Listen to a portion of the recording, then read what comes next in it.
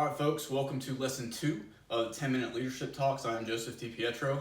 Lesson 2 today is going to cover what I call the leadership hierarchy. Now, before we get to Lesson 2, I want to give you a reminder that these lessons are going to go in order and they're kind of going to build off of each other. So if you haven't watched Lesson 1 and the introductory video, then make sure you watch those first, because there's going to be some things that I'm referring back to those videos and those lessons about, and you might not understand what's going on. So make sure you watch those videos. And then, second note before we begin. Yesterday, for Lesson 1, we were talking about my expectations. One thing I forgot to emphasize is that on expectation number 2, which was ownership, when you are the leader of a team or an organization, you are ultimately responsible for all the failures and successes of that organization. So make sure you own that as that leader. If something happens negative, then take it as a leader. Even if it's something that was outside of your control, you're still ultimately responsible because you laid that command climate, or you lay that sort of overall leadership guidance down to your team. On the other hand, when you succeed, that's great, and take ownership of that success, but make sure the individuals that are really responsible for that success get recognized. That's going to go a long way within your team building and how that organization functions in the future. All right, so just a couple notes, and now we're going to get on to Lesson 2 here. So, leadership hierarchy. When you look at the picture here up on the board, it's going to resemble, and it's kind of going to flow very similar to Maslow's hierarchy of needs. So if you're not familiar with that, make sure you take a look at that. And very brief synopsis of that is there's a succession of needs that every individual requires to have before they can kind of reach their ultimate potential. Okay, so similar concept with my leadership hierarchy is that you're going to go step by step, and it's important to make sure that you meet the lower levels before you move on to the next levels, because they're going to kind of build off of each other. And if you don't build on those lower levels, and if you don't meet those lower levels, then you're not going to be able to enhance the upper levels, and then ultimately get to that point where you consider yourself a leader of that team, of that organization. So looking at the chart here, kind of flowing from bottom to top, my low level is fitness. Now, if you go back to Lesson 1 with regard to expectations, I kind of talked about what fitness is. It's a overall spiritual, physical, mental, and emotional, and family life fitness, so how you're doing in all those aspects. That's going to be my lowest level of the leadership hierarchy. So in my opinion, if an individual in your team or in your organization doesn't have those very low level fitness goals met, so if they're not financially sound, if they're not in a good mental or emotional state, if they're having marital, family, parental issues, whatever it is, in my opinion, you're not going to get any higher on the leadership hierarchy. So you have to make sure that the individuals in your group are meeting all of those individual needs that they need with regard to those different aspects of fitness.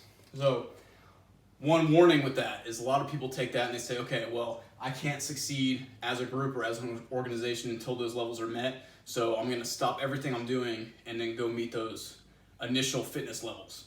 I don't recommend that, and what I see a lot of times, especially in the Marine Corps, is that we give people time off because we say, hey, they've been busy, they need a break. And while that might be true, and time off is definitely a good thing when you can afford it, time off isn't always necessarily the answer, okay, or letting people spend time at home. Now, as much as you can, that's great, and spending time with your family is always a recommended course of action, but I just don't want you to leave here thinking, okay, if they don't spend time at home, if they're not with their wife, if they're not with their kids, then they're not going to be able to function, because that's not necessarily the case. Because if you send them home to a bad environment, then it might not even get better. So you might even make it worse by doing that. So just remember that moving forward. So getting that base level of fitness, a lot of that's going to come into play when we talk through counseling, and I'll get deeper into counseling later on in another lesson. But when you sit down with your individuals, with your team members, and you talk through, what makes them tick and what their individual goals and what their individual kind of, what they want from life, and you talk through that stuff with them, that's when you're going to kind of explore what their basic levels of fitness are, and you can help them achieve that. Financial is a big one, right? So if someone's really hurting financially at home, or if they're not getting what they need, or maybe their family is putting a little bit more of a burden on them than you may realize, that might be a really good time for you as a leader to sit them down and say, hey, let's talk through our finances, let's see what you're making, let's see what you're spending, saving, and things like that, because especially when you're talking either fresh out of high school, fresh out of college, younger individuals, they don't have that really good knowledge of how finances work. I myself am not a financial expert, but I definitely have read into it, so I can help those individuals at that 18, 22, 25-year-old level and make sure that they're in a sound place financially. So that's a big one that we see, is those finances, especially with a lot of folks, if it's their first time out of maybe high school or college and the first time getting a real paycheck, they see that money and they think, man, I'm making a lot right now, let me go spend it. And we find them getting themselves into really bad situations. Car payments is something that we see a lot. They might go out in town and say, oh, I'm making $500 a week, so I can afford this car payment and I can get this loan for 10-20% interest. Well, by the time they pay off that 10-20% interest loan, they end up paying twice or 3 times as much on that car, and they really can't afford that. So that's going to really weigh on them over time. And that's just one small example. We see that with phone bills, with motorcycles, things like that. So car payments, we just see it as a pretty common one. So make sure that they meet those low-level, basic fitness things that they want, and those spiritual, mental, and then physical too. We really haven't talked about that, but with regard to physical fitness, now if you're in the business world, if you're outside the military, outside of a sports organization, the physical fitness lower level might not be as important. When I talk about presence in a future video, you're going to see where physical fitness might come into play a little bit more, but there's still going to be some aspect of physical fitness, right? You want them to be healthy. A healthy, physically fit person is going to be more active at work. They're going to be more social, and I think it's going to lead to a better team. So there's always going to be a little bit of a level of physical fitness, but depending on what organization or team you're a part of, there might not be as much of an emphasis on it. All right. So that's going to be our low level of the leadership hierarchy here. So assuming now that we've covered that and we've got our team members into a good place with all those aspects of fitness, the next step up is going to be their life skills. So see a little bit of a bleed over from the fitness part of the life skills, but when we get into the life skills, we're talking about things that are applicable throughout every kind of work in the world, right? We're talking communication, we're talking the presence of mind, we're talking common sense here. So these life skills are going to be things that can be used in any aspect, any division, any manner of work. So business, military, athletics, whatever it might be, these are the life skills we're talking about. So if people are able to be a part of a team, if you're able to function with others, if you're able to communicate with others, if you're able to present things, these are going to be those general life skills. So once you've established that kind of base individual function of fitness, you can move on up into those life skills and you can work on that stuff. I'll be honest with you, I've worked on communication a lot in my life, so making these videos is something that is helping me work on that.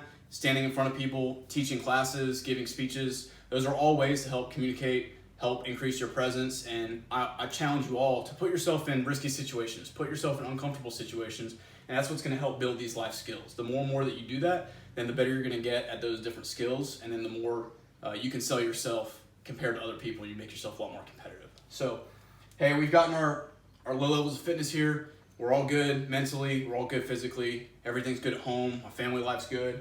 I've learned to communicate, I've learned to be a part of a group, I've learned to be cordial with folks, I've learned different skills financially, mentally, physically.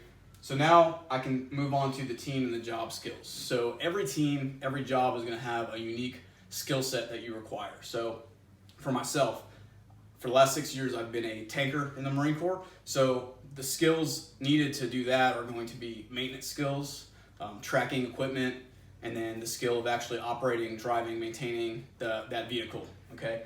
Those are skills that are gonna be very different from job to job, right? Like the skills that I've gained and honed in on through the last 6 years of being a tanker are not necessarily gonna be applicable to maybe a business world or the stock market or something like that. So these job and these team skills, that specific team skills, are going to be very unique to what you're doing. There might be some translations, right? So part of my team skills that I think is just general leadership or communication. So that's going to be applicable to my team, but it's going to be applicable to a lot of other teams as well. And that's why I put those kind of in that life skills lower level here before we get up into that specific job skills.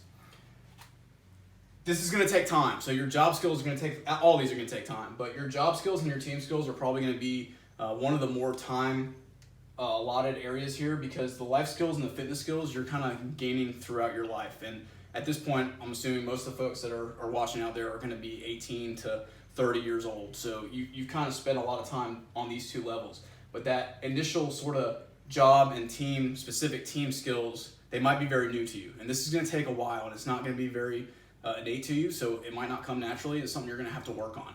I spend a lot of time reading manuals and reading publications, so if you're in a different line of work, then make sure you read articles, read whatever manuals that you have that are applicable to your line of work, and that's what's going to help build those skills. Another thing that I highly recommend is surround yourself with and go find people that are already good at these skills and learn from them. And it doesn't mean that they have to be senior to you or have been in that job longer to you. I can't tell you how many times I've gone to junior Marines or people that are newer in the teams that I've been a part of and say, hey, what are you doing? Like, show me what you're doing and tell me about what it is that you're working on. And it's something that I might not be as familiar with that they've been doing for a while, even if they're junior to me. And that's gotten me a lot of good information and shown me some insight into how my personal work and team kind of builds on each other. So that's going to be your team skills. Again, these are going to change between different organizations, so make sure you hone in on the right ones. And then once you kind of have mastered that, even though this is where the level we're never really going to master. In fact, we're never going to master any of these things, but I'd say the job and the team skills, there's always going to be something to learn. So there's always going to be a new modification, there's going to be a new technique or a new procedure that you can always learn and hone in on. So keep doing that. You're always going to be educating yourselves on those skills and keep getting better at them.